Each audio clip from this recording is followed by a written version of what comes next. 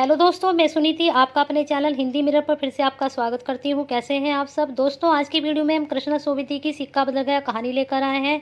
यह कहानी देश विभाजन संबंधित कहानियों में सबसे प्रसिद्ध कहानी है। इस कहानी में उन्होंने विभाजन से उत्पन्न दारुण परिस्थितियों का मार्मिक चित्रण किया है। साथ ही उन्होंने इस कहानी में सिक्का बदलने पर बताया है कि लोग किस तरह से बदल जाते हैं। इस कटु सत्य को कहानी में उचित तथ्यों के साथ प्रस्तुत किया गया है। मेरा आपसे अनुरोध है कि आप इस कहानी को पूरी जरूर देखना, तभी आपको इसका सही अर्थ समझ में आएगा। दोस्तों, हिंदी मिरर को आपका प्यार और साथ मिल रहा है। जो लोग हमारे साथ नहीं जुड़े हैं, मेरा उनसे फिर से अनुरोध है कि वो चैनल को सब्सक्राइब कर हमारे साथ जुड़े और आगे बढ़ें।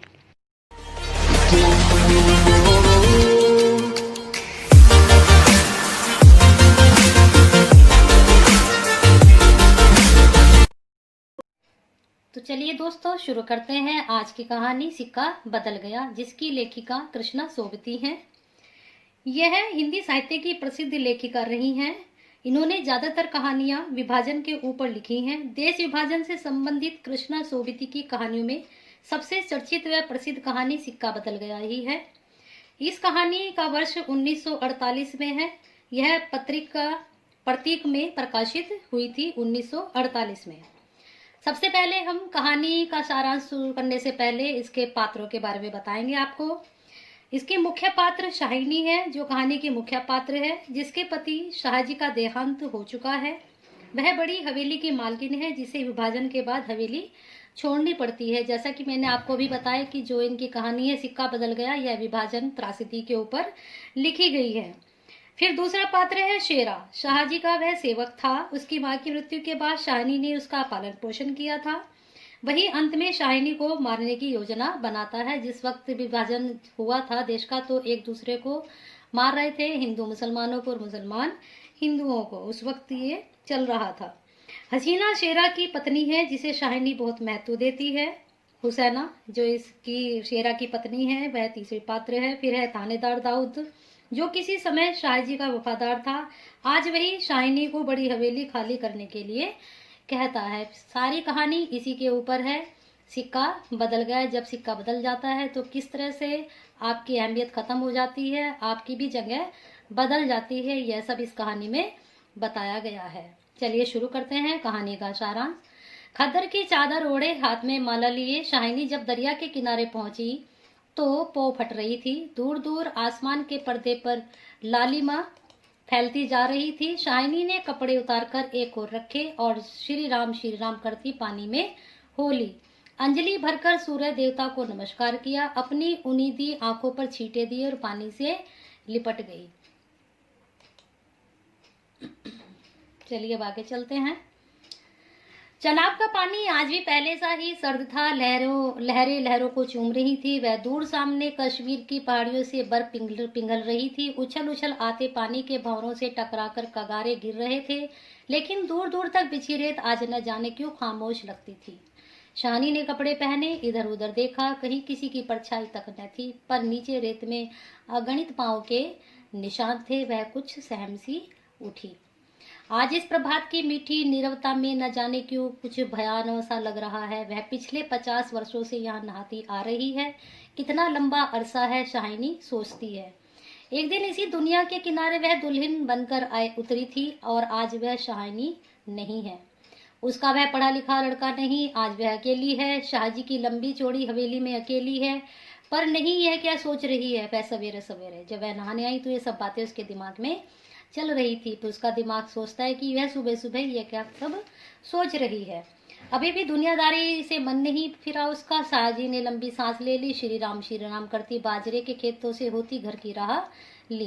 कहीं कहीं लिपे पुते आंगनों पर से धुआं उठ रहा था। टन बैलों की घंटियां बज उठी थी। फिर भी कुछ बंधा बंधा सा लग रहा है। जम्मी वाला कुआं भी आज नहीं चल रहा। ये शाहजी की असमियां है। शाहजी ने नजर उठाई। वह मीलों तक फैले खेत अपने देख रही थी। भरी भराई नई फसल को देखकर शाहिनी किसी अपनत मोह में भीग गई। यह सब शाहजी की बरकतें हैं। दूर दूर गांव तक फैली हुई जमीनें, जमीनों में कुएं, सब अपने हैं। साल में 3 फसल, जमीन तो सोना उगलती है।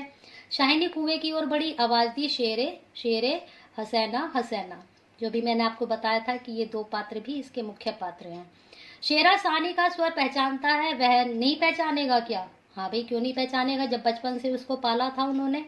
अपनी माँ जैना के मरने के बाद वह शादी के पास ही पलकर बड़ा हुआ। उसने पास पड़ा गंडासा शटाले के ढेर से नीचे सरका दिया। जैसा मैंने आपको बताया था कि वह मारने का इसको योजना बना रहा था। हाथ में हुक्का पकड़कर बोला, ए हसैना। सैना शाहनी की आवाज से कैसे हिला गई है। अभी तो वह सोच रहा था कि उस शाहनी की ऊंची हवेली की अंधेरी कोठरी में पड़े सोने चांदी की संदूक जो उठाकर तभी शेरे शेरे गुस्से से भर गया। किस पर निकाले अपना क्रोध? शाहनी पर। चीख कर बोला, ए मर गई क्या? ए अब्बू तैनू ता मौत दे। अब वह अपनी पत्नी को बोलता है। हसैना आटे वाली कनाली की ओर रख जल्दी जल्दी बाहर निकल आई। ए आई क्या छावले, सुबह सुबह तड़पनाए।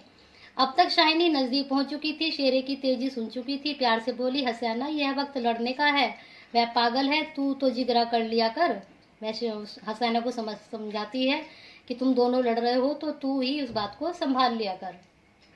जिगरा? हसैना ने मान भरे स्वर में कहा। शाहिनी, लड़का आखिर लड़का ही है। कभी शेरे से भी पूछा कि मुंह अंधेरे क्यों गालियां बरसाई इसने? शाहनी ने लाड़ से हसीना की पीठ पर हाथ फेरा। हंसकर बोली, पगली मुझे तो लड़के से बहू प्यारी है। उसने लड़के की तरह शेरा को पाला था तो कह रही कि मुझे बहू ज्यादा प्यारी है। हाँ शाहिनी, मालूम होता है रात को कुल्लू वाले के लोग यहाँ आए थे, शाहिनी ने गंभीर स्वर में कहा। शेरे ने जरा रुककर घबरा कर कहा, नहीं शाहिनी। शेरे के उत्तर की अनसुनी कर शाहिनी जरा चिंतित स्वर में बोली, जो कुछ भी हो रहा है अच्छा नहीं। शेरे, आज शाहजी होते तो शायद कुछ बीच बचाव करते। पर शाहिनी कहते कहते रुक गई। आज क्या हो रहा है? शाहिनी को लगा जैसे जी भर भर आ रहा है। शाहजी को बिछड़े कई साल बीत गए पर आज कुछ पिघल रहा है, शायद पिछली स्मृतियां। आंसुओं को रोकने के प्रयत्न में उसे हसैना की ओर देखा और हल्के से हंस पड़ी। और शेरा सोच ही रहा है कि क्या कह रही है शाहिनी। आज शाहिनी क्या, कोई भी कुछ नहीं कर सकता। यह होके रहेगा क्यों ना हो। हमारे ही भाई बंधुओं ने सूद ले लेकर शाहजी सोने की बोरियां तोला करते थे। प्रतिहिंसा की आग शेरे की आंखों में उतर आई। गंडासे की याद हो आई। शाहिनी की ओर देखा तक नहीं। शेरा इन पिछले दिनों में 30-40 कत्ल कर चुका है, पर वह ऐसा नीच नहीं। सामने बैठी शाहिनी नहीं, शाहिनी के हाथ उसकी आंखों में तैर गए। वह सर्दियों की रातें कभी कभी शाहजी की डांट खा के वह हवेली में पड़ा रहता और फिर लालटेन की रोशनी में वह देखता कि शाहजी ममता भरे हाथ दूध का कटोरा थामे हुए शेरे शेरे उठ पी ले। शेरे ने शाहिनी की झुर्रिया पड़े मुंह की ओर देखा तो शाहिनी धीरे से मुस्कुरा रही थी। उसको अपने बचपन की बातें याद आई कि शाहिनी ने उसकी किस तरह से सहायता की थी। शेरा विचलित हो गया, आखिर शाहिनी ने क्या बिगाड़ा है हमारा। शाहिनी की बात शाहजी के साथ गई तब शाहिनी को जरूर बचाएगा, लेकिन कल रात वाला मशवरा वह कैसे मान गया था। फिरोज की बात, सब कुछ ठीक हो जाएगा, सामान बांट लिया जाएगा। ये फिरोज एक पात्र है, ये इसके पास आता है, कहता है कि जब उस वहां से जो सामान मिलेगा शाहिनी के घर में से उसे हम आपस में बांट लेंगे। शाहिनी चलो तुम्हें घर तक छोड़ आऊं। शेरा कहता है। शाहिनी उठ खड़ी हुई, किसी गहरी सोच में चलती हुई शाहिनी के पीछे पीछे मजबूत कदम उठाता शेरा चला गया। शंकित सा इधर उधर देखता जा रहा है। अपने साथियों की बातें उसके कानों में गूंज रही हैं, पर क्या होगा शाहिनी को मारकर। शाहिनी, हाँ शेरे। शेरा चाहता है कि सिर पर आने वाले खतरे की बात कुछ तो शाहिनी को बता दे, मगर वह कैसे कहे। शाहिनी ने सिर ऊंचा किया, आसमान धुएं से भर गया। शेरे जानता है यह आग है, जबलपुर में आग लगनी थी, लग गई। शाहिनी कुछ कह न सकी, उसके रिश्ते जो नाते थे सब वहीं पर हैं। हवेली आ गई। शाहिनी ने शून्य मन से ढोडी में कदम रखा। शेरा कब लौट गया उसे कुछ पता नहीं। दुर्बल सी देह और अकेली बिना किसी सहारे के, न जाने कब तक वह पड़ी रही। शाहिनी दोपहर आई और चली गई। हवेली खुली पड़ी है, शाहिनी से उठ भी नहीं पा रही है, जैसे उसका अधिकार आज स्वयं उससे छूट रहा है। शाहिनी के घर की मालकिन लेकिन आज नहीं, आज मुंह नहीं हट रहा, मानो पत्थर हो गई, पड़े पड़े सांझ हो गई। अचानक रसूली की आवाज सुनकर चौंक उठी। शाहिनी सुनो, टरके आती हैं लेने। ट्रके? शाहिनी इसके सिवा कुछ न कह सकी। हाथों ने एक दूसरे को थाम लिया। बात में खबर गांव भर में फैल गई।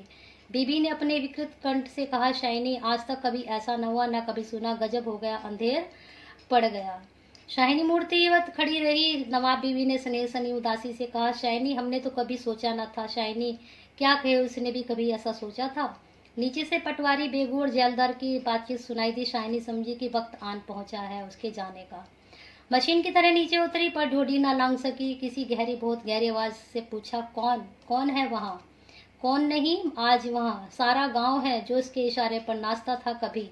उसकी असमियाँ हैं जिन्हें उसने अपने रिश्ते नातों से कभी कम नहीं समझा। लेकिन नहीं, आज उसका कोई नहीं, आज वह अकेली है, यह भीड़ की भीड़, उसमें कुल्लूवाल के जाट, वह क्या सुबह ही ना समझ गई थी। बेगू पटवारी और मस्जिद के मुल्ला इस्माइल ने जाने क्या सोचा, शाइनी के निकट आ खड़े हुए। बेगू आज शाइनी की ओर देख भी नहीं पा रहा था। धीरे से जरा गला साफ करते हुए कहा, शाइनी, रब नु ऐही मंजूर सी। अब वो बता रहा है कि ऐसा ही मतलब भगवान को मंजूर था कि ये होना था। शाहिनी के कदम डोल गए, चक्कर आया, दीवार के साथ लगी, इसी दिन के लिए छोड़ गए थे शाहजी उसे। बेजान सी शाहिनी की ओर देखकर बेगू सोच रहा है क्या गुजर रही है शाहिनी पर, मगर क्या हो सकता है, सिक्का बदल गया है, राजपाट बदल गया है। शाइनी का घर से निकलना छोटी सी बात नहीं, गांव का गांव खड़ा है, हवेली के दरवाजे उसके दारे तक, जिसे शाइनी ने अपने पुत्र की शादी में बनवा दिया था। तब से लेकर आज तक सब फैसले, सब मशवरे यही होते रहे। इस बड़ी हवेली की लूट लेने की बात भी यही सोची गई थी। यही नहीं कि शाइनी कुछ न जानती हो, या जानकर भी अनजान बनी रही। वह जानती थी कि यह सब हो रहा है, ये सब लोग ऐसा चाहते हैं, लेकिन अंदर से ये नहीं चाहते कि ऐसा हो। वह सब कुछ जानते हुए भी अनजान बनी रही। उसने कभी बैर नहीं जाना, कभी किसी का बुरा नहीं कहा, लेकिन बूढ़ी शानी यह नहीं जानती थी सिक्का अब बदल गया है, अब सब कुछ परिस्थितियां बदल चुकी हैं। देर हो रही थी। थानेदार दाऊद खां जरा कड़कर आ गया। डोडी पर खड़ी जड़ निर्जीव छाया को देख कर ठिठक गया। वही शाइनी उसके लिए दरिया किनारे खेबे लगवा दिया करती थी। यह तो वही शाइनी है जिसने उसके मंगेतर को सोने के कनफूल दिए थे मुंह दिखाई में। अभी उसी दिन जब वह लीक के सिलसिले में आया था, उसने उद्दंडता से कहा था, शाइनी, भागोवाल मस्जिद बनेगी, 300 रुपया देना पड़ेगा। शाइनी ने अपने उसी सरल स्वभाव से 300 रुपये दे देते, और आज वही उसके बाहर निकालने के लिए तैयार खड़ा था। शाइनी डोडी के निकट जाकर बोला, देर हो रही है शाइनी, धीरे से कुछ कर रखना हो तो रख लो, कुछ साथ साथ बांधना हो तो सोना चांदी। शाइनी स्पष्ट स्वर से बोली, सोना चांदी? जरा ठहरकर सादगी से कहा, सोना चांदी बच्चा, वह सब तुम लोगों के लिए, मेरा सोना तो एक एक जमीन में बिछा है। दाऊद खान लज्जित सा हो गया। शाइनी, तुम अकेली हो, अपने पास कुछ होना जरूरी है, कुछ नकदी ही रख लो, वक्त का कुछ पता नहीं। वक्त? शाइनी अब गीली आंखों से हंस पड़ी। दाऊद खां, इससे अच्छा वक्त देखने के लिए क्या मैं जिंदा रहूंगी? किसी गहरी वेदना और तिरस्कार से कह दिया शाइनी ने। दाऊद खान निरुत्तर है, सास करके बोला, शाइनी, कुछ नकदी जरूरी है? नहीं बच्चा, मुझे घर से। शाइनी का गला रुक गया। नकदी प्यारी नहीं है, यहाँ की नकदी यहीं रहेगी। शेरा आन खड़ा गुजरा की हो ना हो कुछ मार रहा है शाइनी से। खां साहिब, देर हो रही है। शाइनी चौंक पड़ी। देर मेरे घर में मुझे देर? आंसुओं की भंवर में न जाने कहाँ से विद्रोह उमड़ पड़ा। मैं पुरखों से इस बड़े घर की रानी, यह मेरे ही अन पर पले हुए नहीं, है सब कुछ नहीं ठीक। हैदर हो रही है पर नहीं। शाइनी रो रो कर नहीं शान से निकलेगी इस पुरखों के घर से, मान से लांगेगी वह देरी जिस पर एक दिन वह रानी बनकर आ खड़ी हुई थी। वह लड़खड़ाते हुए कदमों को संभाल कर शाइनी ने दुपट्टे से आंखें पोंछी, डोडे से बाहर हो गई। बड़ी बुढ़िया रो पड़ी। किसकी तुलना हो सकती थी इसके साथ? खुदा ने सब कुछ दिया था, मगर दिन बदले, वक्त बदले, और सिक्का बदल गया था।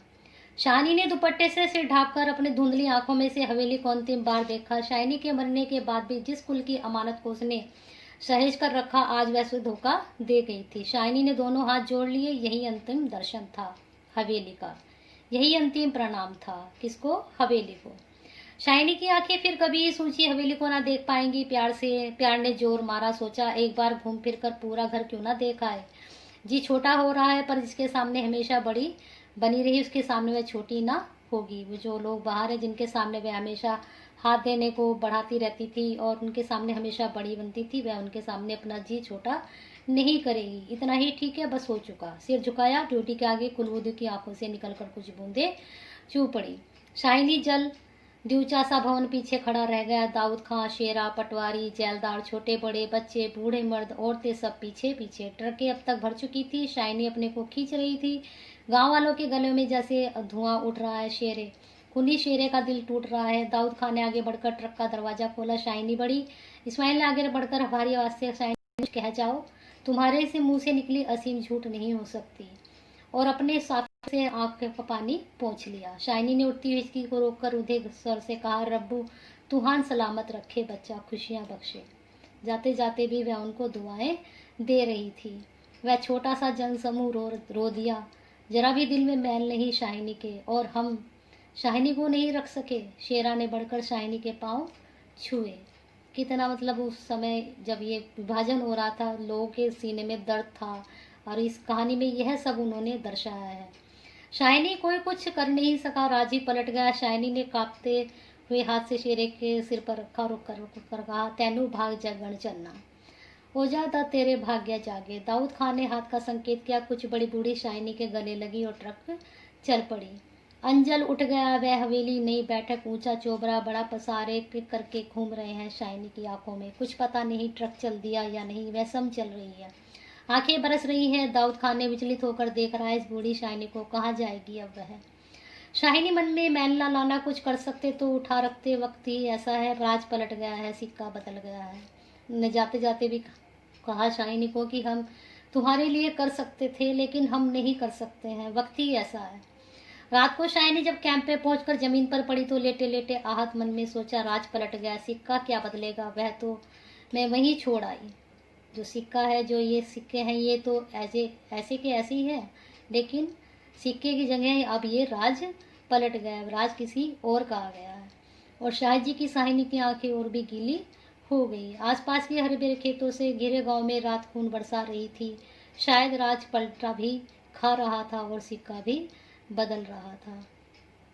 तो यह कहानी उन्होंने, कृष्णा शोभित ने विभाजन के ऊपर लिखी, और बहुत मार्मिक और चर्चित कहानी है उनकी। मुझे उम्मीद है आपको यह कहानी अच्छे से समझ में आई होगी, और इस कहानी को आप अच्छे से बार बार देखना और सुनना, पढ़ना, क्योंकि यह कहानी सभी आपकी यूजीसी नेट और सभी परीक्षाओं के लिए महत्वपूर्ण है। उसके साथ ही एक मार्मिक कहानी की जिस वक्त विभाजन हुआ नहीं भी है, तो आपको ये पढ़नी चाहिए और देखनी चाहिए। अगर आपको यह वीडियो पसंद आई है तो इसको लाइक एंड शेयर करना ना भूलें, क्योंकि यह कहानी सभी परीक्षाओं के लिए महत्वपूर्ण है। यह आपके साथ साथ औरों के भी सिलेबस में काम आ सकती है। और अपना प्यार और हिंदी मिरर के साथ ऐसे ही बनाए रखें, लाइक एंड शेयर करना ना भूलें। हिंदी मिरर के साथ अपना प्यार और साथ ऐसे ही बनाए रखें।